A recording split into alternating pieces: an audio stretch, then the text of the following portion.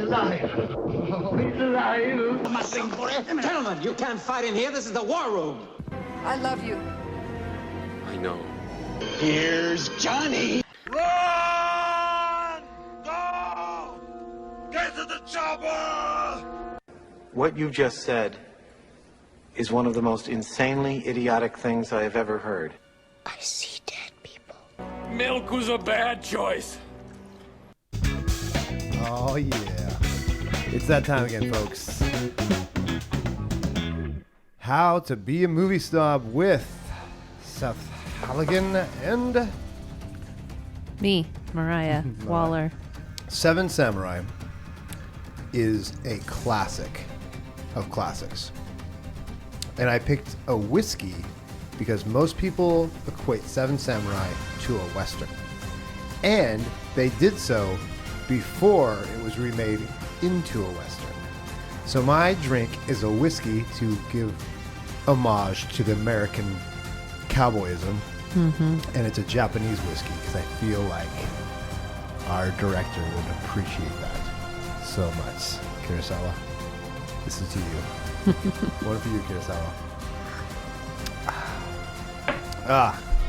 So without further ado, let's get into Seven Samurai, a movie that was way more familiar than I expected it to be. Yeah. In so many ways, but way longer than any of the other iterations or versions. But my goodness, it opened like a cultural vault of oh, this explains so many things of why it goes. So let's first start off. What is the movie? Mariah, can you give us some sort of synopsis of this movie since you've jumped into the synopsis several different ways from Sunday? Yeah. So there are some villagers in Japan, farmers, and they're tired of being ransacked and robbed by some bandits. The bandits. The bandits keep getting their crops every year.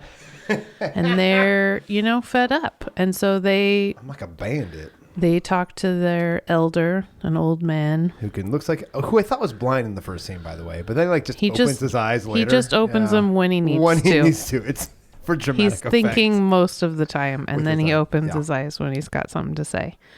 But he suggests going to find some samurai to help them get rid of these bandits for good. That's right.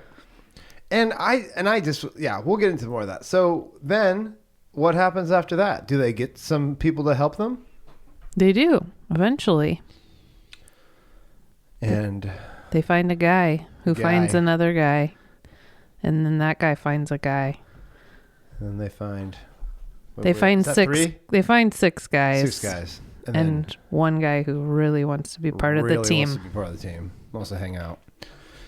But ironically enough, becomes the most important piece of the whole freaking movie. But yeah. And that makes 7. Hence the name, Seven Samurai. Okay.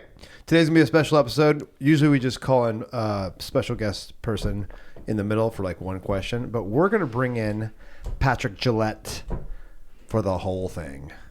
I gave him the assignment. I said, we're watching Seven Samurai. It's 3.5 hours of your life that you will not get back.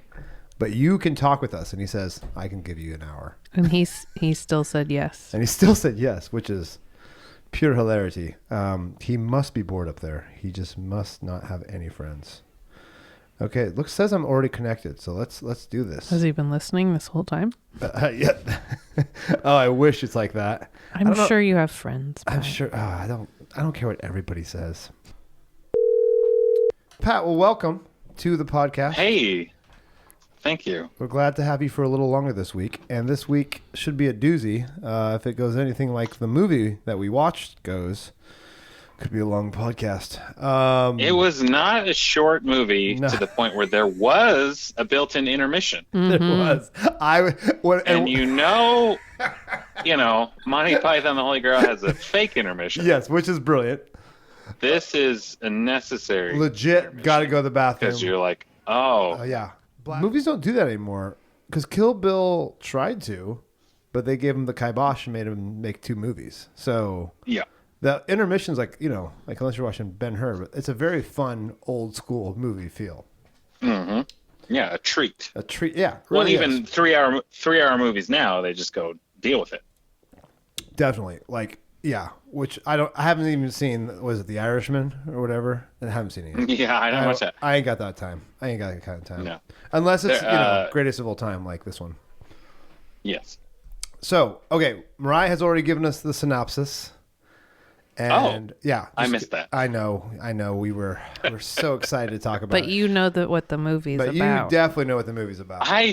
Do I? That's the question. Then we'll jump in. We'll have a lot of fun here. So we're gonna go with a couple things here. Let's start off with like when you watched it. Let's talk about the kind of the feelings you had. So Mariah, you watched this, and you had the commentary of your mom telling you about Magnificent Seven the whole time. Was that going on simultaneously? Oh, was that after? Okay. So sitting down watching this, and start us off and tell us kind of the feelings when you watch it for the first time. Unlike a lot of 3.5-hour movies, this one actually didn't take too long for me to get into. Oh, nice. You're feeling for the people. You're interested to see how they're gonna find these samurai. The street scenes where they're looking back and forth, like at these guys walking past him. Talk to that guy. The method of finding samurai. Hit him with a stick as soon as he comes through the doorway. Lots of thoughts. So good. Lots of thoughts about. So good. Like, what magical village did they go to where it's like, well, this is where all the samurai just walk through. This is Samurai Boulevard. Stare at them. Yeah, you just stare, and then you'll decide we'll approach that samurai because he looks hungry, like he might work for rice. Oh, yeah. So good. Yeah. And then they'll be offended, and it's just like, what is this? One of the first ones they see, he's walking down the street, and he's eating rice. Don't talk to that guy. He's well-fed. He's clearly not hungry. He's a well-fed samurai. He won't go for this. That was very like. Would this make more sense in the 50s? People be like, oh, well, of course. Oh, well, this is where you'd find a samurai. Well, honestly, I did kind of have those like moments of like, where the heck was Japan in this moment? Like, this is 10 years, less than 10 years after the war? Like 1954. Yes. So we're talking like. But set 100 years before. No, more than 100, 1,500 years. Yeah, 1,500. So 500 years before, yeah. So or whatever. Yeah. No, but thinking through. This podcast is not about math or dates. It's not a math. Or not a math pod or a history pod. No. If we have a fact checks person, we're in trouble. Cut that. Yeah, and cut, and we're back. Today's break has been sponsored by. You don't know Jack. Okay, no. I keep thinking, how many people have known hunger within that moment? Like that's the hard part about this movie is like, yeah, they can imagine not having rice, which would be like our bread. Like it's just or what it's like to live off of millet or whatever. Yeah, I thought, I'm like, millet's not too bad, is it? Like think through, is that like a hearty or oatmeal? Like I was thinking through what millet was. They were not pro millet. No. I would say in that no, definitely not. It's like the old stories of like the prisoners off of like the northeast part of America had to eat lobster all the time, and they revolted because they hated lobster. And now, how things have changed. You guys eat kale? But sorry, we interrupted. We interrupted Mariah's feelings overall experience. My feelings. Oh, we're getting into my them. feelings get shut down a lot. That's going to be standard course for Mariah. It's not a feeling. Don't think that this is going to stop here. You've gone too far. Let's talk about dates. There also were, and again, I'm interrupting Mariah. There were a lot of feelings, strong feelings in the acting in this movie. So many. You're either sobbing, laughing hysterically, sobbing uncontrollably, or laughing hysterically. Yes. Or challenging somebody to a duel. And I don't know if you guys know, I was struck with like what the acting goal was, because it obviously wasn't naturalistic. and I, again, I don't know where Japanese cinema was at the time, but it was like, how, there's a lot of exaggeration going on, but then some characters rang fairly true to me. Yeah. It was hard to be like, okay, oh, is this good or bad? I got to tell you guys. So I actually, confession time, I tried to watch this movie like 3 or 4 times before we picked it for the podcast, and I literally fell asleep to it. I couldn't get past the farmers just crying for whatever reason. Like, they're just crying. And it was just like, this is this is so... And the village meeting, we're all just going to stop together. And the part that I was kind of going in my head, though, like, historically, there's probably that hopelessness for reals in so many villages. Oh, yeah. Like, that's the heart... The thing is that we don't understand, like... And it's way harder. The guy that's like, let's just let him come back and take our barley and then hang ourselves. Right? Like, let's just let this happen. At least in the Magnificent Seven, they're like, we can buy the guns and shoot them ourselves. Yeah. But in feudal time Japan, they know we have no chance to kill anybody. It's so hopeless. And I was like, good night. I am not awake for this. And then I kept like, I'm heartless. Okay, so Mariah, first scenes, what got you past... I fell asleep 3 times. What got you into it right away? Well... Just being real. I read the plot. Okay. You knew you had to watch it. I'd also had enough people ahead of time tell me how good it great was. it was. I had just had a conversation with my uncle and his wife the weekend before, and they said, oh, you have to watch Seven Samurai. When I just said, we're watching all these great movies. That's so cool. And that was the one they recommended. And I thought, well, actually, I think that's the next one. Yeah. So I was really kind of, and it's his birthday, by the way. Happy birthday, Mick. Happy birthday, Mick. Hope you're drinking some Irish brew in some Irish pub playing an Irish song. Yeah. It's Irish, not Scottish, right? Shoot. It's both. Oh, it's both. Yeah. But at least it's not English. You know what I'm saying? So I had some high hopes, for it to get better. Okay. And yeah, it wasn't the easiest thing to wrap your head around in the beginning. I was like, is this just going to be a sad old... Yeah. And the crazy thing is, I'm like, Japanese culture, and my parents lived there for a short time, and I visited a few times, but like, it's very like it's the most face culture in the world. Like, so that's the irony. Like, Germany is the least face culture in the world, meaning to save face is more important than life. And Germany's like, we don't care what you think of us. We just tell you the truth. And Japan's like, we will do whatever so that people don't lose face. Whatever. And so when I see this, I'm like, the farmers are so...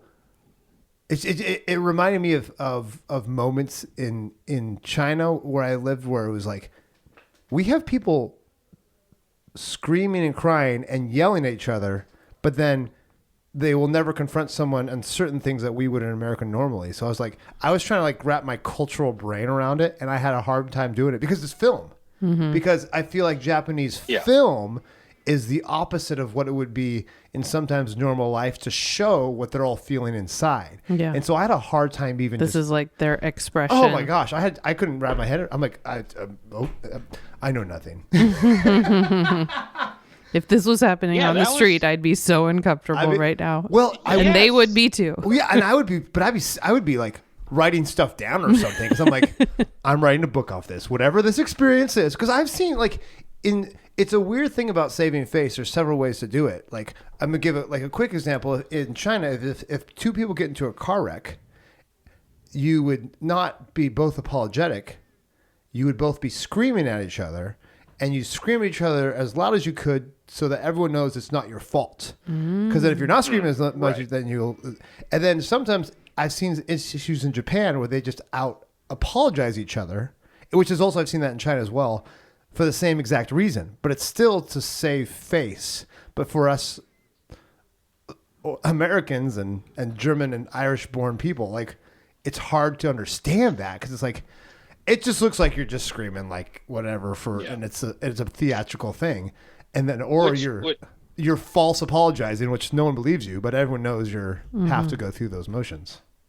Which maybe jumps to the Manzo Chino Yes. plot line by the So end. good. So good. Jump ahead.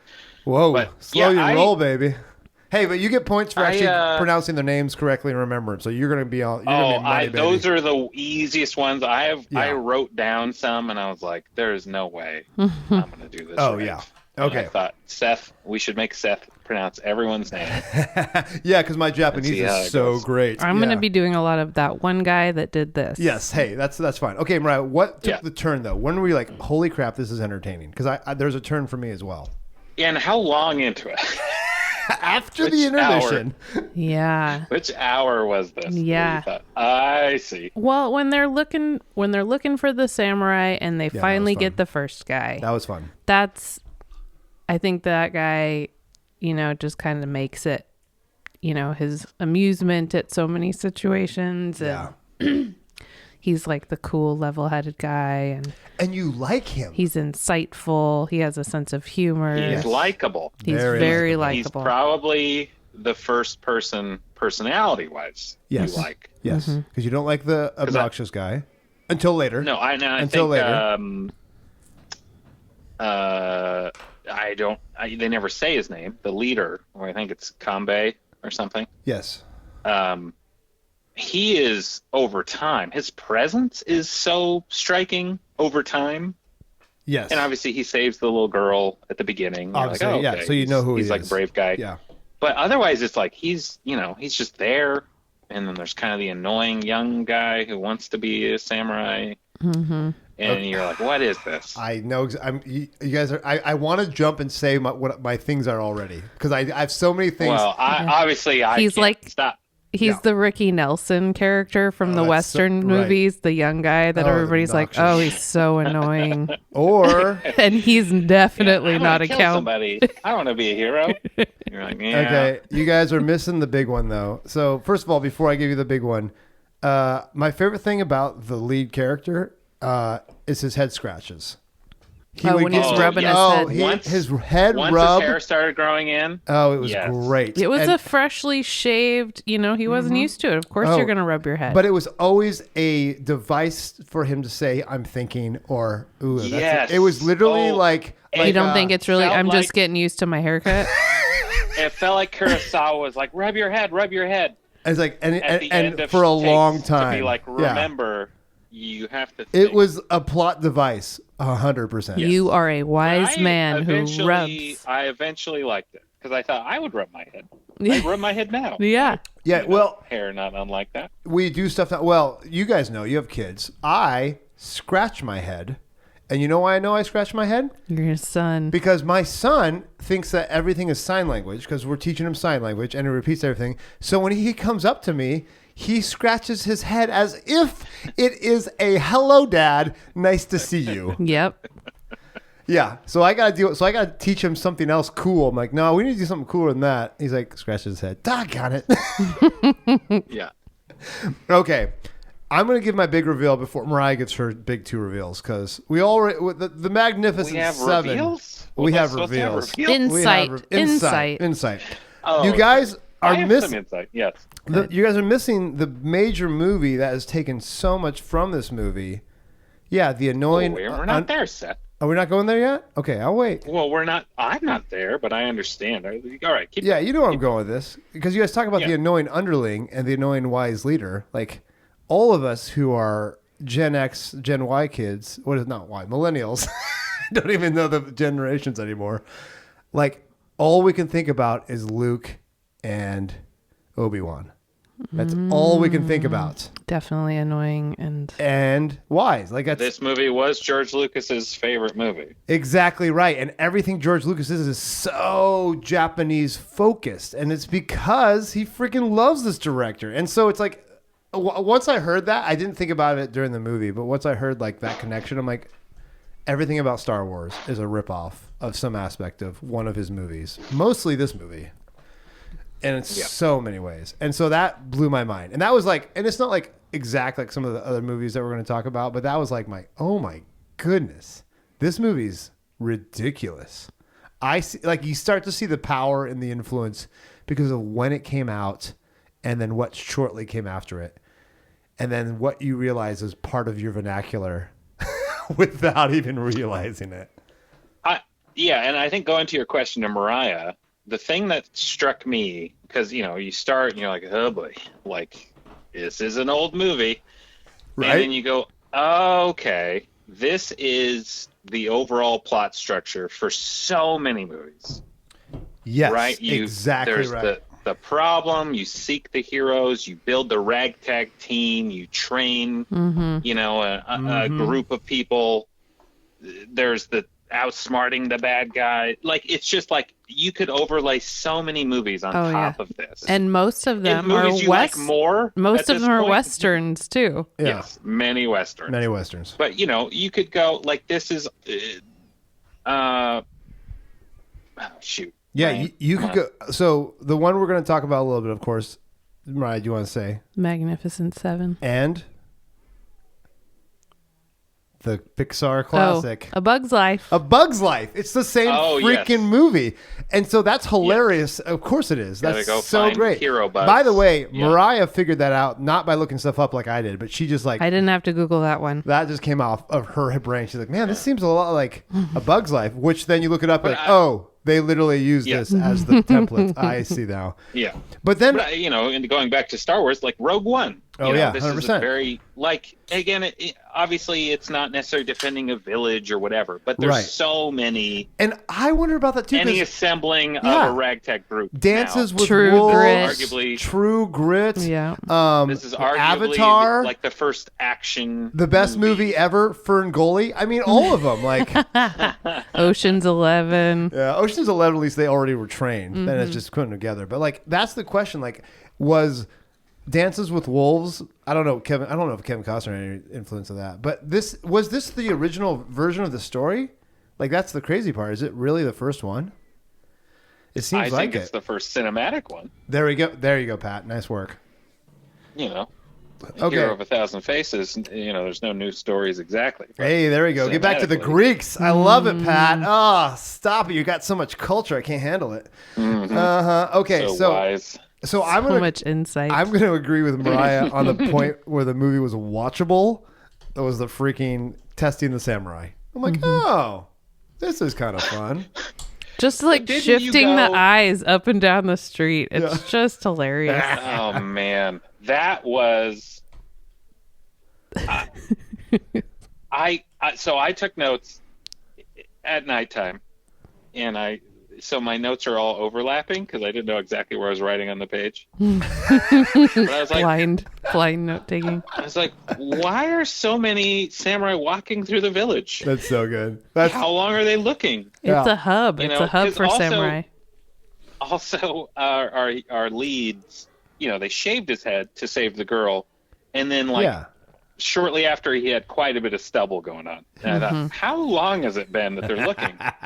Well, it took them a year to make the movie, so they did have time to grow out. Oh my gosh! They said at some point it was 4 or 5 days that they were like looking or something. And I thought, there we go.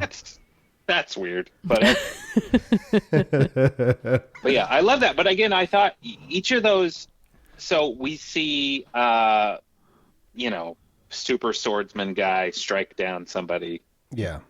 We see lead save the girl. We see one guy not even go into the barn. Yeah, we see chopping wood. The best. Yeah. It felt like, again, with a modern lens, you go, this is the lamest version of assessing talent. It might not have been a big pool of talent at the time. And because even the first guy who catches the wood, he catches what's his face, and he's like, that's the greatest swordsman ever. And it's like, he never used his sword. He caught you from hitting him on the head. What are you talking about? They escalated all these people's abilities so quickly. And it's like, this guy chops wood like nobody's business. They don't have time. And the way the way he yelled, every samurai, every joke that you've ever heard from the, it was crazy. I was like, this is every. But again, I thought what did it was he say, though? Yes, this is the same. It's the same plot structure. Yeah. But you go, we would see this guy. Yeah. shooting down 3 dudes in a Western. Yeah. Right? Right. And you go, And- oh, that guy's quite the quick draw. Yeah. And you got to think about You'd that see too. it. You'd see it more clearly than I think this movie did. But it was the structure was there. Mm-hmm. It's like somehow we got to catch all these guys doing it. And In honestly, this little town, walking down this one road. Who knows to where and where they're coming from. right. But all samurai in Japan for hire are walking down this one. It's the same scene as Ocean's 11 where they're assessing all the talents when Linus is 100%. It's the exact It same just happened scene. to be in front of one hut.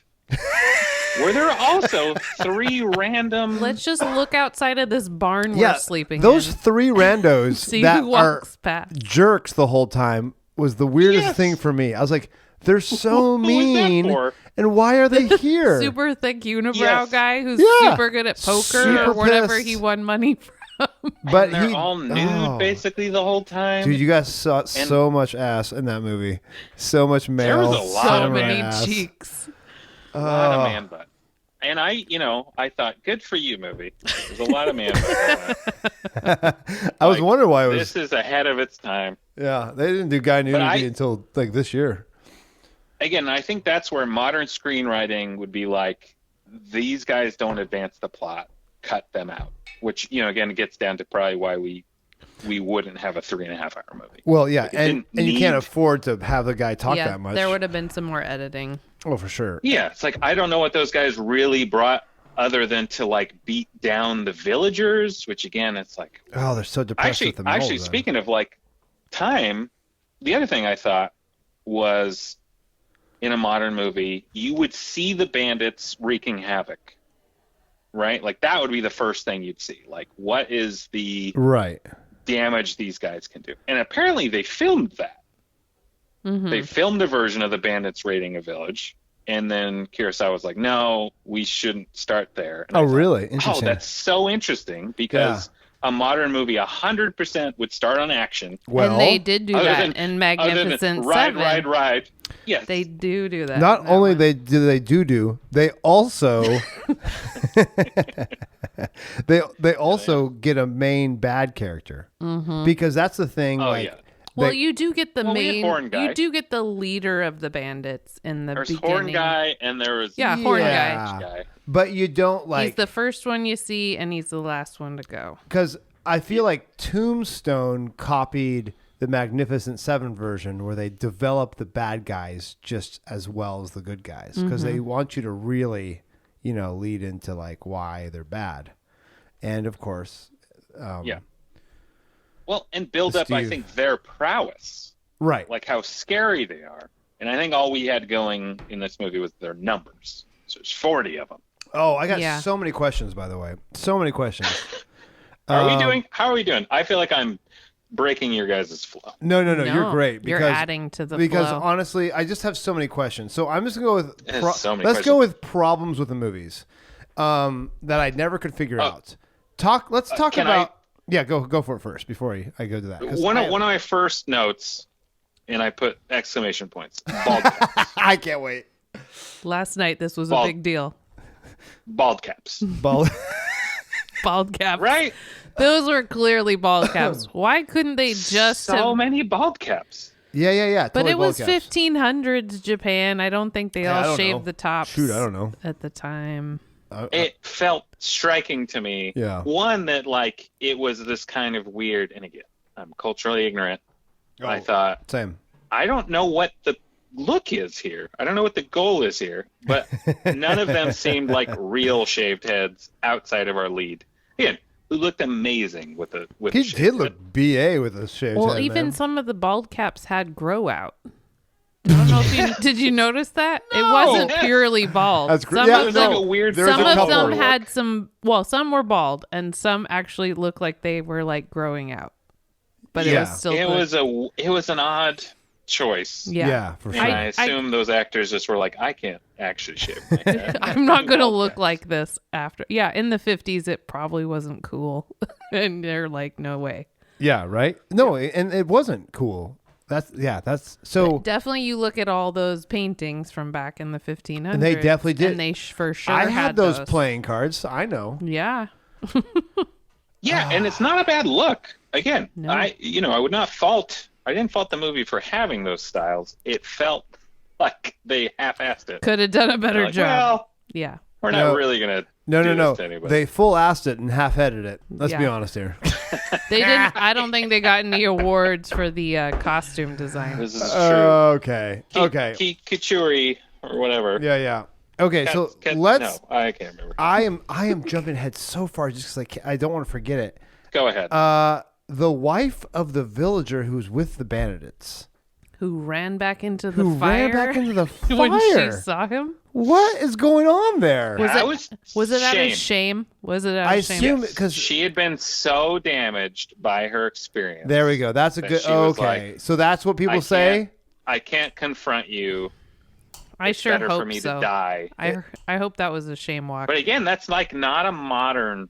Yeah, and it's very Japanese as well because you'd like she'd rather go back in there than face, which is crazy because like it's like, oh, you rescued, because any Western would be like, oh, you rescued me. Yeah. And sure, I was taken advantage of and all the horrible things happened, but you saved me now. But you got more of the story before that when they're just watching her and she's just zoning out and looking she just got all like giddy. She's like, I'm not going to warn anyone about this fire. I'm going to let this mother burn. That's true. Oh my God. She was damaged for sure. There was a weird, we lost some impact because hubby,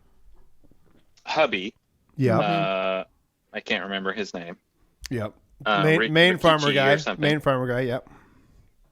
He wouldn't say anything about having a wife. Yeah, he just kept getting There wasn't upset. this clear build up of like his wife's been taken. No, I thought that was obvious. To go rescue her. I thought that was obvious. No. I thought the wife had either been murdered, raped, or captured. Sure.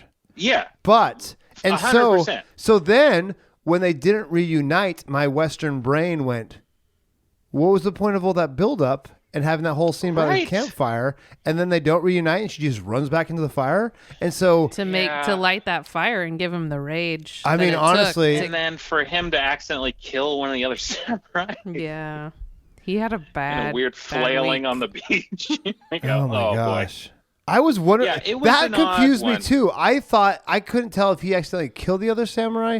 Or if it was wounds. Was his fault anyway. Yeah. Either way, because he was trying to contain him, and he was flailing around, and then again, like it was very hard to tell with the effects when someone was actually stabbed or poked. Yeah, but apparently that was a mortal wound. Yeah, when he shoved him back. That's rough. Yeah, that's when rough. He fell onto the beach, and you go, It was they were fault. swinging around samurai swords. It didn't seem safe. No. But I felt like it lost some impact, even though that was like. That's crazy for someone to throw themselves back into a fire. Like, emotionally, that should have resonated way more. And then they're like, why are you freaking out? And it's like, that was my wife. And you go, like, I think you knew this, Seth, because of because of pop culture. Like, that would make sense. But in the story of the movie, they didn't tell us this. No. In a way exactly where it would totally make sense. Because he honestly didn't even go after her that quickly. You figure it out as she's seeing him and going back in, but you're not really sure until that's already happening. Remember, they have no power. So farmers having wives stolen from them is, I assume, normal par for the course. Like, oh, my wife's gone. They again. Took her with, dang it. with the rice. They took her with the rice. Farmersonly.com. I got to get back on that. Speaking of kind of, again, I think the format or the formula that Kurosawa laid out was the idea of revealing backstory over time, right? And we get to know all these people. Yeah, and it's so our Baradas, Kikuchiyo. Oh yeah, crazy guy. Crazy guy. He had this he was born a farmer and his family was killed. The same thing happened we knew that to was me. Coming. We knew that was coming. We knew it was and then honestly, that landed like a brick. It did. To me. I was so bummed. I was like, everybody big crybabies the whole time, and he still does after that too. He still does after that too. Yeah. Oh yeah, he was that guy. He was told go to 30, and he did. Mm-hmm. Yeah, and I loved half of it. I hated him for I was like, why is he still here? But he's the one who But sometimes it worked great. Yeah. He came back. It was okay. And He had a line. he had so many good Fascinating. lines, actually. I'm not bored at all. I swear that I thought was fantastic. Oh, so good. There was so much great humor and so much Yes. like, oh man, they were talking about, oh, you don't have balls, and talking about like, Yes. so many things that in the 1950s I'm not picturing. Yes, there's not a lot just of in modern America, sensibilities in not just in America, but certainly not in Japan. It's like, oh, so that's where we get these sarcastic sayings. Well, and Yes. and the censors were not the same censors. So let's talk about censors for a half a second, because this is fascinating. I love talking about censors. Yes, I know you do. Beep. I know. So first of all, so imagine you first are a filmmaker in the silent era pre-war. There's kind of like no rules. I think his brother actually even went to boycott talking movies. Like that's like how much they're into The talkies. talkies, right? That's not cinema. No, and his brother, by the way, was a fascinating character. This is Kurosawa's brother? Kurosawa's brother. He was there was a deep dive. Oh Here we go. shoot, what was it? It was an earthquake. This is a history pod. Yeah, history pod. Going back, and his brother and Kurosawa wanted to look away, but his brother made him look. He's like, no, you have to look now to see the reality, because it's scarier if you look away than it is if you look at it. And then that same brother is the one who committed suicide later. So a lot of Kurosawa's movies has this reflection of loss. That something he never. Yeah, it's so. His brother was a big influence to what he did in film. But thinking through like this character, sorry, back to the censors. Sorry, the censors. First, you go before Japan, but then you go into wartime Japan, which started way before we entered the war, obviously, because they went to war with China before World War II even began, right? So then they had censors whether or not it felt too Western. So Kurosawa would awfully be accused of being too Western. Interesting. Yeah, then he made some propaganda films, kind of like all of our great directors made propaganda films during World War II as well. And he's a big fan of the director of It's a Wonderful Life. Kurosawa was. He thought he was Capra. Of Capra. Yeah, exactly right. And so then 10 points. 10 points for Mariah. So Points for Gryffindor. Hufflepuff still behind. And so then they lose the war, and then it's the American censors, and the American censors say, no, this is too Japanese, and it's not for, free market enterprise or whatever, or, democratic or whatever.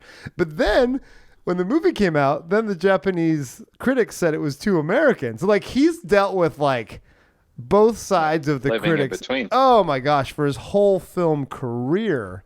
And so then this movie was like his first like legit samurai movie where he can just like lean into old times. And yeah, so his censor life is hilarious. But you're right. So the censors of like foul language and humor are the least of his concerns. Yeah. So it's just a weird thing because, there's no Hays Code in Japan like there was in America. So no, it feels more real than the Magnificent Seven, the way they talk. Yeah. Let's be real. And that was like 5 years later or 6 years later. Although I think that, overall the dialogue was like fine. Always questionable what how the translator goes. does it and all that. Yeah, exactly right. But like it, again, like there's a couple lines where I thought like, oh, okay, like this is good. Yeah, right. For real. The performances of it that felt either over or under. Broad. I mean, honestly, we're just broad. The wailing, Kikuchiyo. Gosh, how do you say that name? Somebody help me. Oh, let me try it. I'll try it after next time we try it. We're talking about the main. So, Kikuchiyo. The farmer but he also quasi samurai. Yes, but he's also the one like getting all the kids to like him. He's unapologetically brash. Oh yes, he's getting everyone excited. He arguably is the reason why they even had a chance. Arguably. Without him, Yes. they never would have had a chance because the samurai would not have been able to connect with the farmers without him. So one point of view could be like, without him, they would have been nothing, which is a weird. So that's the irony. And that's, well, no, as a character, I think he's got a great arc. And again, but his backstory landed. Yeah, it was lame. It was a little heavy in a modern movie. Exactly right. You would have been like, you would have had him cry, and then later reveal why were you crying, or something like you would have just had. But there's, him like, there's great pathos with his disdain for the farmers, but he knew so much about them, like they're going to be hoarding away food. Yeah, exactly, which is great. And all this great, great. It's great stuff, but you're like, what is your deal, man? And why are you here at all? Like, what's your motivation? Yeah. I think it's still maybe questionable. You tell everyone you're a samurai, yeah. And you say you hate the samurai, but you really want to. And but he wouldn't talk to anybody at the beginning. Right. He was just weird. Yeah, apparently that guy had a lot of improvisation in the movie, which doesn't surprise me. So but. I can't verify what I'm about to say, but I'm not sure. It's not a facts pod. This isn't a facts pod, but I'm not sure if it was Takashi Shimura or Toshiro Mufeni. Anyways, the guy who played Kikuchiyo. Wow, Kikuchiyo. I'm like 3 drinks in, and I think I'm pronouncing it better. Seth opened some Japanese whiskey. It's so good, Pat. You gotta try it. That's on Suntory point. whiskey. We're sipping it out of sake cups.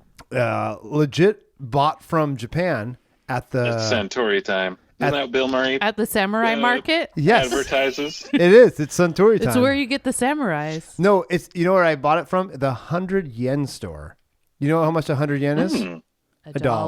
It's I 100 bought yen. it at the Dollar Tree in Japan. Cool. But yeah, Patrick, to go with the translation and how well that worked, the Magnificent Seven verbatim has some of the same lines. Verbatim. Like, it's amazing how similar, and each and every character. Oh, it's crazy. It's crazy. The part where he catches the fish, he does that in Exact same Magnificent thing. Seven too. Exact same thing. It's insane. Although he catches 2 fish in Magnificent Seven. No, a bunch of of them. He only fish. catches Yeah. 1, and Well, you gotta but they're all you gotta- watching him in that one. yeah. escalate. But when he sounds it's the an alarm, amazing template. when he sounds the alarm, and they said, "Who set off the alarm?" and he goes, "It was me." And then he goes out and lectures all the villagers on being chickens. Same thing happens freaking in thing. Magnificent Seven. Can we talk visuals? Oh, yes. I was about to get into this. And I'm going to get into this because I, of course, thought about this from my perspective of like... The beginning holy scene with the crap. horses. Dun-dun-dun-dun-dun. Well, I, of course, was thinking of the freaking fight scene in the rain with the 17 different angles. Well, it's more like 3, but still. Because this fool doesn't use one camera and then shoot Multicam. all. He's a multicam guy. Not only is he a multicam guy, he's using freaking telephoto lenses from far away. Yeah. So those shots of the horse's feet are the exact same time that's going on for the other stuff. You know what I thought of when I thought of, using 2 or 3 cameras with a telephoto lens? Me on every single wedding day. I was like, this fool is a wedding videographer, but he's making the best movies of all time. Maybe you should incorporate more feet in your videos. More horse hooves and more in the wipes. rain.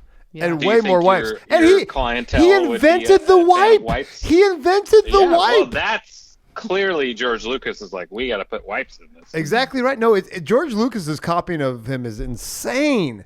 But the wipes, and then also, by the way, of all the great directors in history, how many of them edit their own films? Not a lot. Not a ton. None, except for him. I'm telling you, no. If you get any of the greatest of all He did not time, want to share at all. He did not share. They're in the editing room. I'll This give is you that, my Pat. movie. I'll give you that. But who is actually freaking cutting like Kurosawa? No one. No one's cutting like Kurosawa. Coppola. Cutter. He's like probably has the cigarette burns from his cigarette. You know what I mean? Like it's it's him there on the editing floor. Meanwhile, it's just I think this happened more in the early part of the movie. There was more like jump cuts where it did definitely feel like he filmed, it's probably 2 cameras at the same shot, and he just jumped in tighter. Yes. And it felt very jarring to me. Like that's not like that. He broke rules. Yes. He broke modern film rules. And you're like, why did you do that? By the way, he also made modern film rules too. So 100%. It's hard. Yeah. It's hard to go with honestly, that. He either stopped doing it or I stopped caring in the visuals of the movie. But it was very jarring. Like I think a keen example is the first time we're at the mill. Yes. And we keep just jumping in closer and closer to the mill, and then somehow we're inside the mill, and we're like, well, the bedroom's not in the river. Like, why are we zooming in closer to the river? And then it's like, old man. But aside from that, I mean, well, one, obviously the wipes influenced, Star Wars like crazy. But the layout and blocking was amazing. Yeah. Like in every one of his shots, every character was clearly placed to have their own, little space of the film. Yep. And he had a bunch of great tracking shots or panning shots where it'd be like, for the ability they his had back shot, then, you're exactly right. Yeah, I literally was thinking, like, how the heck did he do this without a Stanley Kubrick, because I mean, it was still shaky as hell, but it was like literally he's doing a half circle around the guy while he's talking. It's far away and he's getting different heads in the crowd shot. I'm like, that was so difficult in 1954. Like there's a shot when they start letting in bad guys one at a time. And we get like a sort of an angle of the little bunker looking down the road, and they let the guy in, and then they kind of pan left, and we wipe behind an obstacle, and then it cuts to basically horse hooves running in the foreground. And he always goes to horse hooves. Both of those are so, like, it felt like watching a graphic novel. Like, I felt like both of the shots were so well laid out. Good job, Pat. Example. That's a good example right there. That's why I bring you on here. Winner. It just, like, the movie felt storyboarded so precisely in a way that I thought was very appealing. Yeah. And so many people are referenced. Like there was no spot, certainly when all the characters were there. Right. Where there was dead space. Oh, there was always like, clearly we're going to move to the right to focus on this guy. Yes. Everybody can, you get reactions from everybody. It was so well laid out. Yeah. So that not I thought, this only is laid out, great. Not only was laid out, but I will up you, because what Kurosawa does so well is the movement. He uses rain with horse movements. He uses like 2 or 3 movements when most directors will use a movement. So what he does is has these crazy, like, the crowd will go one way, the horses will go one way, and the rain is coming down. Mm-hmm. And so it's like this just tapestry of an image every single time. And it's funny because when I started getting into like videography, I remember watching a film, and I didn't know it was Kurosawa because I didn't know who he was at the time. I was like, I want to make a film to make money, right? And they're like, yeah, the way he uses foreground and background movement in every single shot. And the crazy part is when I watched Magnificent Seven, their setup was almost identical to the setup in Seven Samurais, because it had the way that people came in and out of the same like hill in the back, kind of sort of like they're different kind of buildings, but still buildings here and there. Like it's just felt, different location. Oh, it felt so similar. But yet it didn't have the movement of the original Seven Samurais. The rain, the people, the horses. It was just. Yeah. And then the madness of those scenes. I would love to know how many people got hurt on that. Oh yeah, I mean, how many dead horses? Oh my! Well, oh yeah. Well, jabbing with all those spears. You never saw impact. except for like the arrows. That was where it was kind of this funny thing with when the villagers are chasing down these guys who fell off their horses. You're like, where's the killing blow? Because There they're just never jabbing. was. Because all it Except shows for- is a Any of crowd of these, we could villagers pretend- surrounding him with their sticks. You Yeah. don't have to Yeah, show we could it. pretend any one of these is the killing blow. Oh, but 100%. none of them. Yeah. Okay. You know, it Or was the like, it didn't samurai matter. just doing like a swipe while the horse is And going then all of a past. sudden they It's like, fly off. I guarantee nothing actually happened there. Yeah. So good. But he got him. He got him. Okay, I got a plot line. How's it play in 2022? The girl. I can't wait to discuss this. To get Oh, the one that gets the my bad haircut. Gosh, the great haircut. What was Amazing. her goal? What did she want? Okay, so Drama. So I have- she was a high schooler for sure. Well, first of all, please, you got to play the game. Well, he was a high schooler too, right? Like he probably. I don't know. For- They're all probably. 40. yeah, she was 14. I just choked on my whiskey. You made that comment. 14. He was 19. So maturity wise, similar, but he's already been impacted by the samurai, so he's trying really hard to be stoic. But he's dumb. But he's a yeah, he's But dense. he's also never seen a woman no. in theory based off. Well, why is she writhing going on the up. ground? Yeah, what is her end goal? Her And end she, goal. I'm gonna like, sob- act like a samurai. I'm gonna Act sob like a and samurai. sob and gyrate down here, and you Meaning- figure it out. Well, the, Meaning assault. me? okay. Yeah. You're right. Yeah. Yeah. No, exactly.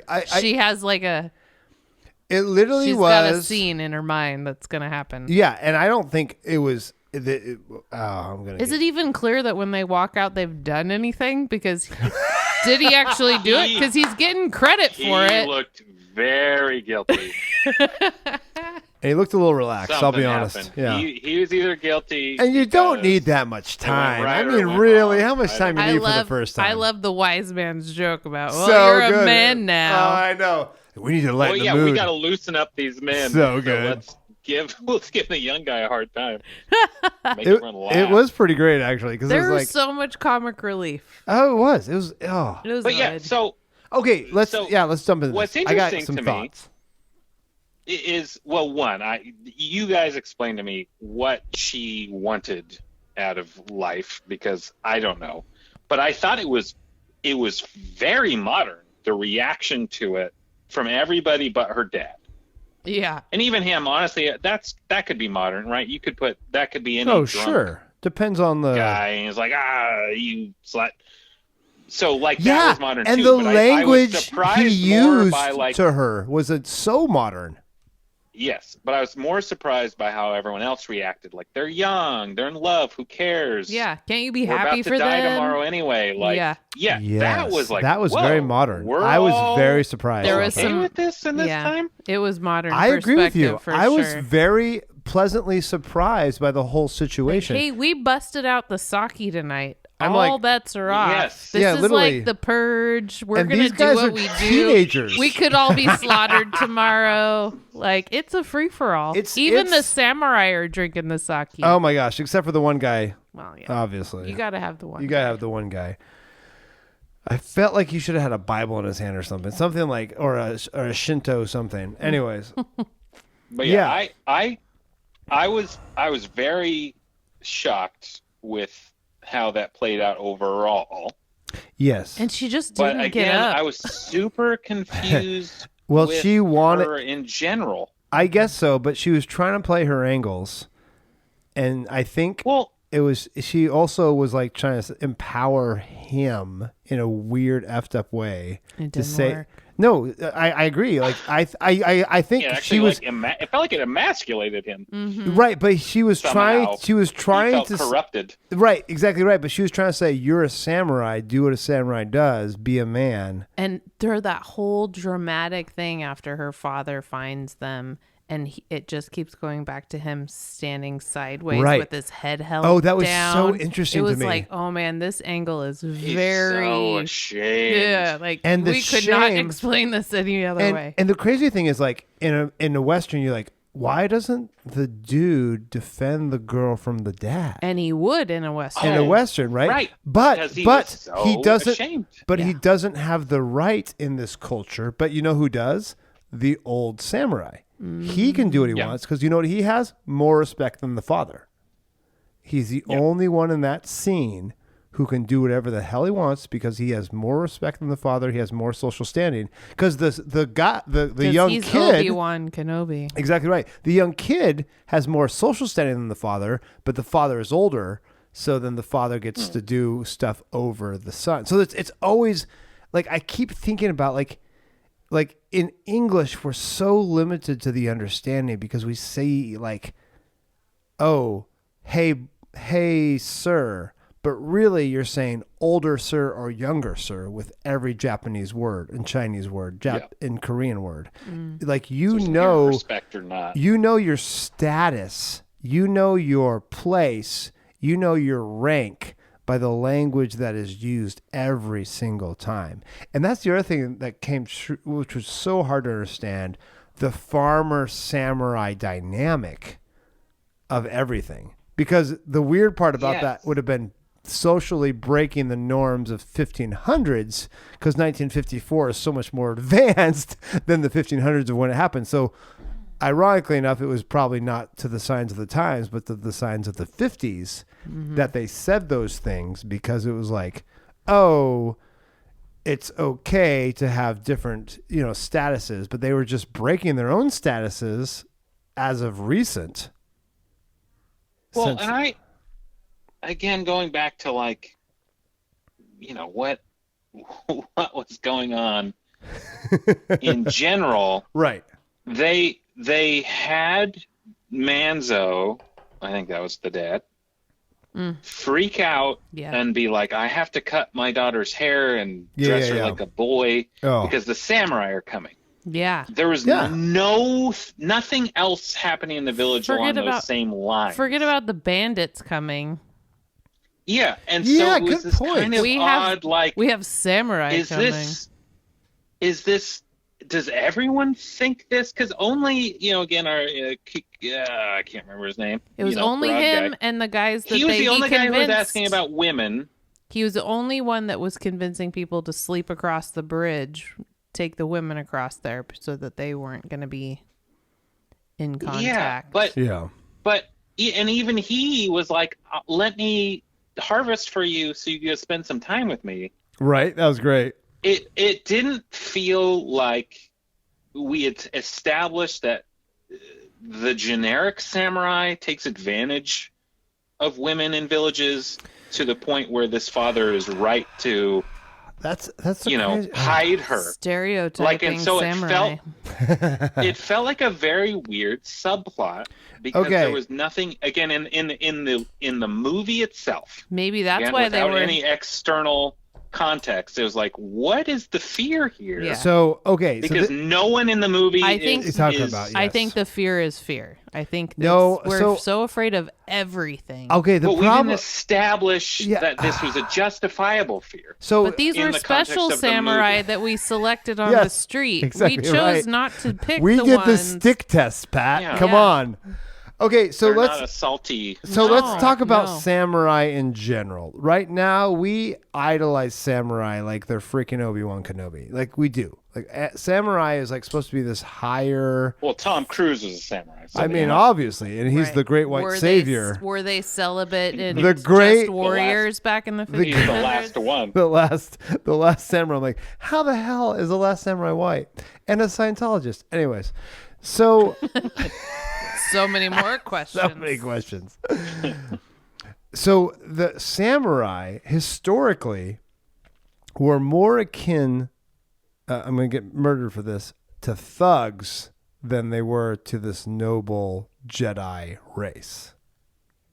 Well, it's especially at this time, so which was like all these guys are essentially Ronin, right? They yes, were masters, no masters, right? Exactly right. Nice job. And pulled so that they're out. not fighting for any specific. So there's no accountability. Plan No accountability Bunch there. of Han Solos walking around. Frickin' shooting first at every like canteen they get to.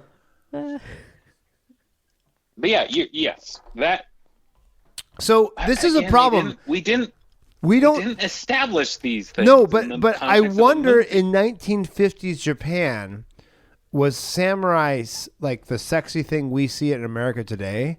Because literally when we see samurai, we think about a noble knight. Or were they the from riffraff Japan. that Or dad were they, thought they were? Right, but then what's the anime movie? Princess Mononoke. The samurai are just a bunch of thugs who are after some poor villagers. So I do wonder if it's a cultural thing, especially back then. If we have taken them, We have romanticized it, much like Kung Fu and whatever else. Samurai did not mean like people, because like we think about like noble Galahad and King Arthur who would dare not, but in disgrace reality, a woman. But they really, were cowboys who were exactly right. They're dirty cowboys doing what they're gonna do. Exactly right. So I think that it's our Western perception of samurai that doesn't let us live in that same world. But really, they're just a bunch of big ass thugs who got paid to kill people. Different outfit. Right. Exactly right. Well, and what's interesting is they touched slightly on the kind of farmer samurai antagonism by having all of the armor, which was great. That was my next question. Samurai. Yeah. But it to me, it just didn't overlap with that storyline in a way that I think. No, and I wish they modern sensibilities felt it out. They would have been like, "Hey guys, this isn't connecting." So did you watch? Yeah, maybe it was more obvious in 1954 for audiences than it is today. Because I had no clue what was going on there. I'm like, why are the samurai so pissed? So pissed that they said, wasn't it like the stoic guy who said, "Let's kill them all"? It wasn't the leader, but yes, it was. It was the stoic guy though. It was the guy who doesn't say anything. He's like, "I want to kill them all." I'm like, holy crap! The gravity of that is huge, and it's like, what riff is going on here? So there's a lot of like, is it like a Romeo and Juliet thing with the farmer's daughter? Yeah, it's this uneasy partnership, right? So no, that was confusing. To me, it felt more like the issue was financial, right? Like, what do they have to pay samurai? But there's also this thing that kind of crops up midway. Hour 1.5, where you go, midway. Farmers, sometimes kill samurai, or at least when they get a chance, or pick them off, or steal their stuff, or whatever. Something where where it's like, we're not all on the up and up. I do think though, to your point about romanticizing the samurai, this movie does that. Oh, this is a big reason. This movie is a huge reason why. This is the template for it. This is literally in the context the template of the movie, for it. These are nothing but noble samurai, basically. Like, we only run into like one who's like, "I'm not going to do that." So before this, samurai were not. I guess our thesis would be before this movie, samurai were not romanticized. I have no data to back that up. But this movie literally romanticized samurai to the point of Jedi. Certainly for Western audiences. Right? Right. Exactly right. Like, this is the template that I see everything from Belushi's impression of SNL Samurai. The unlikable guy who's a hero. And then Samurai Deli. Yes, thank you. Thank you. There we go. To every, like, oh, he's a samurai. It's very high noble, but which is 100% the Jedi. Exactly right. The wandering Jedi. Exactly right. You come across them; they're rare and they're noble. And I think we can't separate the two. I think in our Western cinematic brain, we cannot separate the Jedi and the samurai. Yeah, and I think I'm lacking some of the cultural understanding where I need more of that spelled out to me in this movie. Ahead of time to be like, okay, these, and that's a good point. It's a complicated history between these two societies. I feel this movie plays so well because even without having any cultural background or knowledge, it still plays pretty great. Yeah. I wonder how much the fact that Magnificent Seven is so close. Oh, it's so close. And it's so prolific. Close, if that has made it convoluted to us it may over be. the years. Like, the reason we identify samurai in such a way, or Westerns in general, or, you know, it's because this movie was exactly the same. Exactly. Well, I did. Kurosawa is credited as a writer for Magnificent Seven. He should be, because verbatim, there are some lines out of that. The last line of the movie. But...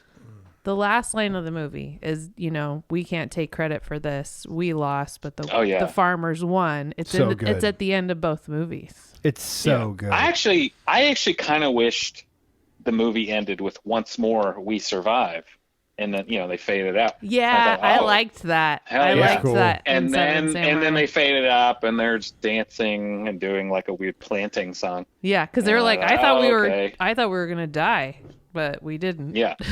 Yeah, and then they gave credit. Yeah, here we are again. They should have made a sequel. Like Magnificent Seven made 12 of them. Yeah, it's also crazy. I mean, Magnificent Seven came out 6 years after this. You know, like 6 years. We're kind of used to importing movies now. Like that's just a thing, right? If anything's popular in Japan or something, we'll remake it. Or, you know, Netherlands, wherever, or Hong anything Kong. good somewhere else, we will remake it in America. I didn't realize I realized how quickly that happened in this context. Yeah. And you know, they must have started production on that only a few years after this came out. But yes, and the director was a Kurosawa fan, obviously. Mm-hmm. Yeah, and when Magnificent Seven came out, it got mixed reviews, except for one review that mattered. Kurosawa loves Magnificent Seven. Oh, nice. It won the Silver Lion Award at the Venice Film Festival. Very growl. Very gur, baby. Very gur. So it got a BAFTA. Detour. Okay, go. What a face on Yohei. The character Yohei. What a face on that guy. Am I right?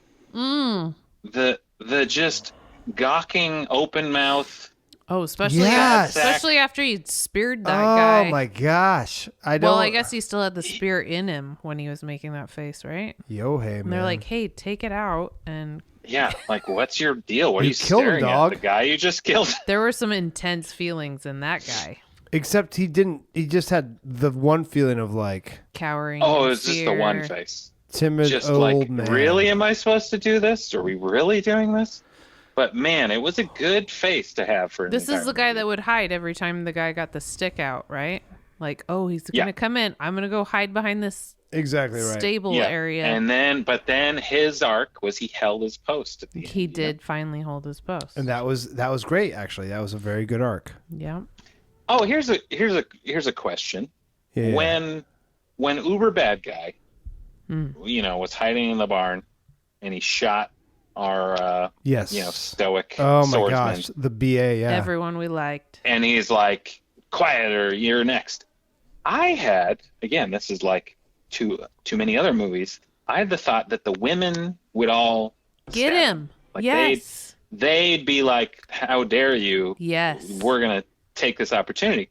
That didn't happen. No, I was a little bit disappointed with that. I was trying to finish the movie, and I was starting to get interrupted by people, and I had to rewind a few times because I didn't remember I didn't catch what happened to that guy once he got into the barn. Yeah, and I was like, "Oh, who got him?"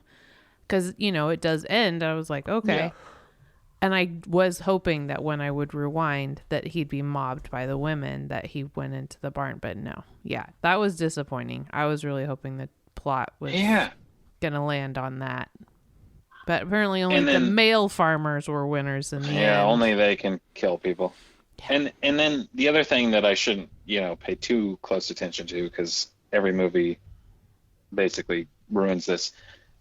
So the musket shots. How rapidly people were firing with a musket. Yeah.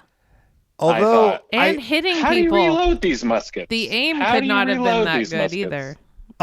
except for when what's his name was jumping around asking and they never hit him. Yeah, slapping his butt. So good. Well, and he got shot in the stomach point blank at the end. But he I thought, did. like, how, and guess how what? quick is this guy reloading? And of course, his final scene was just a pan of his ass pulling away. It was just his butt. That's all you saw. Bold choice. Bold choice. Bold choice there. Apparently, of all that, we'd get End with a big wedgie. Yep. Oh my Yeah, gosh. I didn't realize he had to take his pants off to become a bandit. But apparently, they didn't have as much pants as everybody else. Did you see? Was there any male genitalia in this movie? No, there was no female. There was only butt cheeks. Man, it seemed like it was close on male genitalia. I kept wondering. I mean, there's some shots where I thought. I was like, "There's got to be some was male that genitalia." front privates? I think they were adequately diapered in the front. Wow, because it was so close. It was just very thongy. Banana hammocked. Don't get me wrong. This is sumo culture, so they know how to cover what needs to be covered and uncover everything else. So, no, that whole scene. I lost track of the bad guys. I thought there was two guys in the barn with the. There was. I thought so too. The eye patch guy. Yeah, and then the other guy got away. And I thought and then the guy's like, "No, we killed them all." I'm like, "Nah, dog. I know. You and got I thought, one no, more." That's why there's eye patch guy. Yeah. Oh my gosh. I was really unclear about Second what in happened. command is out there. Yeah. I'm so glad that you guys thought that too, because I watched that. I'm like, everyone's dead. I'm like, I don't think so. Maybe they really were setting And it then up I for a was worried sequel. he was going to kill somebody. Yeah. Yeah, me too. I was like, oh, great. Now the he's old gonna guy's kill dead. One more guy. Exactly, Yes, right. But oh no, my gosh. they killed head guy. Yeah, he'll kill head guy. But yeah, but they were both in the barn, and the first guy backed out first, and then he was just gone. We never saw what happened to him. No, exactly right. So I don't know. But Loose they didn't ends, develop. potholes. But I don't feel like they developed the bad guys enough like they would in a modern movie either. So there's that too. No. No, there wasn't that Yeah. kind of character development. Okay, let's do this again. So let's bring We're us doing it to again. We have to start over. Let's start over. This I'm uncomfortable with how we have progressed here. Would you suggest try people one to more watch this movie in 2022 or 3, since who knows when this podcast is coming out? Will it ever come out? I'm Yet to comfortable be with determined. it like this. Yeah. If there's so many remakes, would you suggest someone to watch a remake in their own culture? Because they probably have a remake in every freaking culture right now, or watch the original. I think since Magnificent Seven was remade in 2016, Yeah, it was Yeah, with Chris Chris Pratt remake. Pratt. right? I think that it is. Anton Fuqua, right? Did you see it? Did it suck? Was it good? I I don't know. haven't seen that one yet. It I was need fine. to. I watched it. It was, you got Ethan Hawke and Denzel. And Dude, you got great cast. should have- the yeah. cast was amazing. it was like, fine. An homage. Do you need to watch it? No. No, But it was But fine. if people That's did see that unfortunate. With and that they, many people, it still sucked. It was Yeah. not. It's fine. but if people saw that that's a and said lose. that was good, and everyone's saying you should really watch the 1960 version, I think you always should go beyond that and saying no, you need to see Seven Samurai first. Yeah. Because yes, Magnificent Seven is great, but the reason it exists and Oh my all of gosh. these other all of these other movies are here because of this. So I was at the driving range with a friend, playing to him some of the stuff. And I think what's compelling, and the reason I would recommend people watch it, is to understand the source of all these tropes now that we see. And how fascinating it is to see the original version. Yeah. They made a version that was 50 minutes shorter, 50. That probably I Would've would been probably like perfect. that more. But that was it the- off the front? Because that'd been right? helpful. Let's cut those farmers out. They depress the hell out of me. It took over an hour to assemble the samurai. Oh, yeah. Yeah, there didn't necessarily need to be that many rejects walking up and down the street. But to establish the plight and assemble 7 samurai. I wonder how many It took over an hour. how many stick entrances did it take in the first cut even to knock it down to the 3 that they actually had? And they got rid of the bad guy scenes. That's Yeah. the best part about it. Well, and then it took 10 minutes for the final fight. Yeah. That was was the rough. set. I was like, That was really? rough. We're running out of time There's here. only 10 minutes? Suddenly I'm panicking at hour 3. Like, when No, is this gonna legit. go down? I agree, because I was like looking at my timeline. I'm like, I've gone through 99% of this movie. They did it all I would in be the curious, rain and and the somebody- mud, though. How many minutes Oh, of yeah, it was good great. could they have gotten? But they did so good I mean, with what they had. A lot. But I would be curious if you remapped kind of the, different sections of the script or the plot, and you're like, okay, Seven Samurai took this long to get to plot point, A, B, C, D. Right. And then Magnificent Seven was this, and then you keep modernizing that. What would you suggest for not a millennial, a Gen Z to watch What are those years? now? So after us? Oh. Yeah, after you, because you're Okay. millennial. You're like an old millennial. I'm an X Are millennial, they- right? You're a young X. I'm the last Well, here's, year of I X. I'm think, the last. Here's- Depends on how you do it. We're Xennials, whatever. here's the issue. Okay.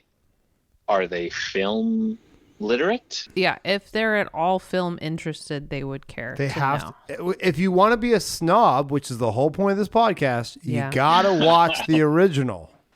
Yes, 100%. You and got for to. anyone who has any film sensibility in that way, I'd be like, watch Seven Samurai. Okay. Because everything else will make more sense, and I'm you'll gonna be like, throw my "Aha." wife. I'm gonna throw my wife under But- the bus. What do you tell Megan? She's a Gen Xennial And is it like, Who likes I just want to Hallmark enjoy who a likes movie the Hallmark most? movies for Christmas. Don't Then I'd watch probably any be of like, them. watch the newest one. Yeah, with Chris Pratt. And she probably wouldn't like that one that much. No. That's true. That's true. That's the thing about this. This is legit. If you like any of them, you But like probably all of them. My mom and your mom would love the Yul Brynner version. My mom does love the Yul Brynner. And so she does put my it on mom. as soon as we started talking about it. It's so good. It's so good. And I realized I'd seen it a couple times. Yeah.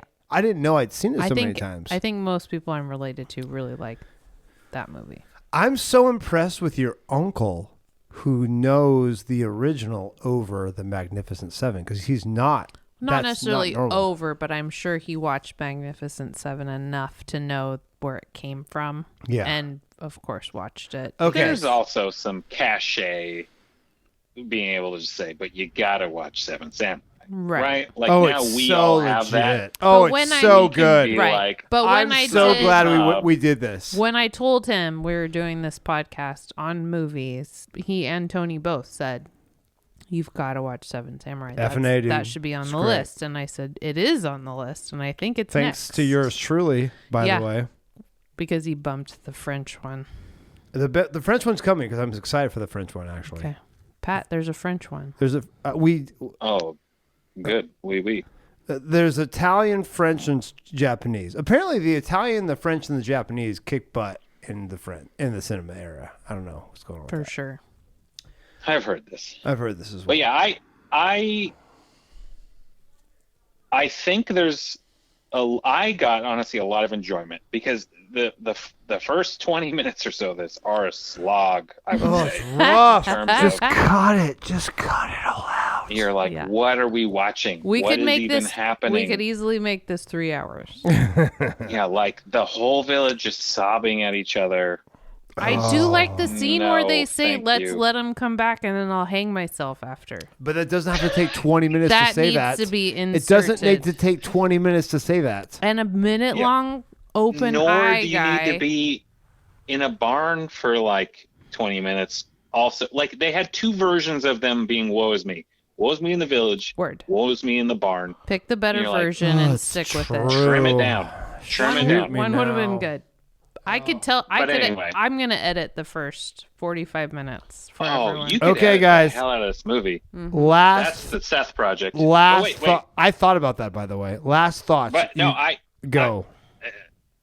Okay, this now has to be last thought. I don't know if it is. Okay, go. But I was gonna say. Okay.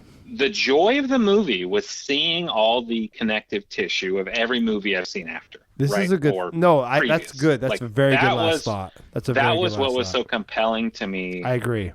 Even though it was 3.5 hours, I thought like, oh, this is literally the building blocks of almost every action movie I've seen in my whole life. It was really fun to watch Magnificent Seven right after. I totally agree. I was enthralled with it with Magnificent Seven. I was like, it's the same. Holy crap! This is the same movie. The same guys here. He said the same. And if we watched Bug's Life after that, we'd be like, this is again the same movie. I'm watching Bug's Life tomorrow. I'm watching it right now. I haven't even listened to y'all. You're just simultaneously watching. Seth's off in the corner watching A Bug's Life. And in terms of recommending it, I think it does have to get to if you care about the history of film. Yes, you have. You have to watch this. This is Citizen Kane-esque. Yes, I would recommend it as much as Citizen If you would watch Citizen Kane, you should watch this. Yes, is that fair? Agreed. Do we agree with that? Yeah, and I think just purely visually, just seeing screenshots of this movie are striking. Where I thought this is so well laid out, like the storyboarding of it, you'd be like, this is fantastic. Yep. And so I think there's plenty to get from it. Maybe not acting, maybe not pacing. See, and I'll disagree. The foundation of all of it depends on the actor. Depends on the actor. What? Yeah. Oh, for sure. And again, did you guys find? And I know this is not a last thought anymore. When our lead smiled, did you guys smile? Oh, because 100%. I wanted to please him. Oh my gosh! I was like, turn the wedgie diaper wearing pants off of me. I was like, you're my father. I don't even know. Yes. Yeah. Oh my god. Good Lord, did I want to please that man? And he was happy. I was Takashi Shimura. He was what way more charming than Yul Brynner. Do it. Even. And Yul Brynner is a charming fellow. Yeah, I think he beat him. I gotta give, and I would say Takashi Shimura would be better than Yul Brynner because Yul Brynner, because he's actually Japanese. Exactly and Yul right. Brynner is not actually American. And Yul Brynner, I gotta give him credit. He dealt with so much racist crap in his career. Like oh my gosh, but he's quite charming. Oh, he's amazing. But he can play any role ever. Even as the King of Siam. There we go. Sorry, Thailand. Or a robot. You are now Siam. You were. Yeah, I'm happy you guys made me do that, even though the timing of it wasn't 3.5 hours. It was never so is long. Yeah, it was a long time. I did it today during the day. I did it over I did. Dottie was over for a play date. morning. Dottie was over for a play date today, and I was starting to watch it. Yeah, she loved you it. guys have fun. Your dad's made me watch some old ass movie. Nobody even checked on me. No one cared. Yeah, it is. That could be descriptive. It's an old ass old Japanese ass movie. Mm-hmm. So much Japanese. But no, it's great. I much appreciate the assignment. Yeah. Yeah. No, I was it. super grateful, and there's so many more things we could jump into because like Takashi Shimura was an amazing actor that was arguably, and I can't find the source was Marlon Brando before Marlon Brando. He was easily the most naturalistic. Yeah. And I think part of that was just being subdued. Yeah. Yes, and again, I think, everyone did what they were asked to do. Read it in his face, not in his... Toshiro Mifune, Kikuchiyo, I can't say that name. But I guarantee he was asked to just go big, and he did. But he was sexy. Have you seen a picture of him? He's a sexy he's a good-looking mofo. He's a good-looking dude. The wise man. There not were the shots crazy where I man. thought, No, like, the crazy who's the man's a handsome good-looking guy. The crazy then he guy goes is the crazy again. I best-looking have to guy in the I'm film. gonna have to check it out. Here, no, look at this picture of him right Seth's here. got him right on his laptop. Right it's his here. screensaver. Why is he in a bikini? He's very good looking. He's in a. He wasn't in a diaper for most of the movie. No, but he's an incredibly attractive man. Like He's very attractive. The guy who played the crazy guy was the best looking guy in the film. Ironically You enough, just wouldn't know. And Not then- the unibrow guy and not the squatting on the floor. close second. Close or second. Yohei. Yeah, Yeah. you never know though, because with those crazy outfits they did. Yeah. I just can't get over the state of Japan and the amazingness of this movie. Yeah. I just That can't is get over that. The I backdrop of Yeah, if you post-war think is about pretty- what's I just can't get over that. The well historical, done, Japan. 100%. Like, this is why Nike, like, Japan's recovery, and don't get me wrong, America was part of that recovery, but they were like, you know what? We've lost. That's fine. We're just going to freaking rock it in cinema. That was a We're gonna- bad choice. We're going to rock. We're no longer going to worship our emperor, but you know what we're going to worship? Hard work. And our movies are going to be awesome. And our shoes are going to be awesome. Our cameras are going to take over the world. All my cameras I shoot on are Sony.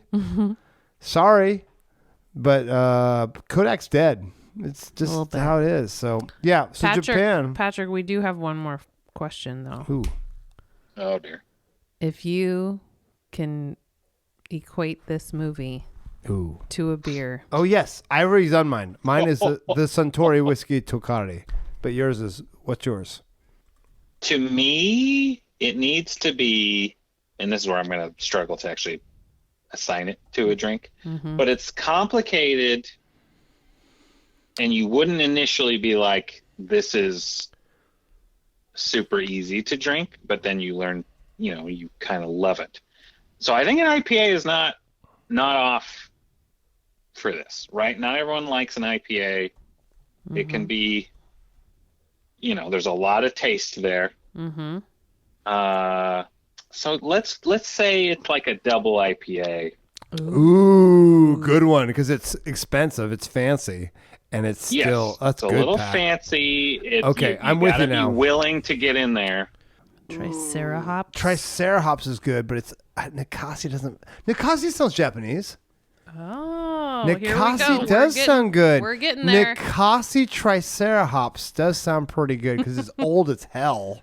It's basically Godzilla. It's basically Godzilla, which, by the way, What year did Godzilla A lot of the same come cast. out? 1954, same cast, and guess who's the professor? Takeshi Shimura, the same guy that's Obi-Wan Kenobi. Oh It's my all gosh. connected. We did it. We did it, folks. We win. End on a high note.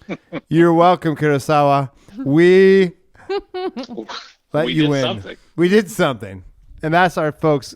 Folks, if you want to be a true movie snob, you have to watch Seven Samurai. It's Yes. not even a question. Please do. Like, you have to watch Citizen Kane first and Seven Samurai within your first 10 viewings, because it influences so many movies. It's ridiculous. I mean, especially if you like action movies, Oh, right? It is action. the template for all Western. almost all action movies.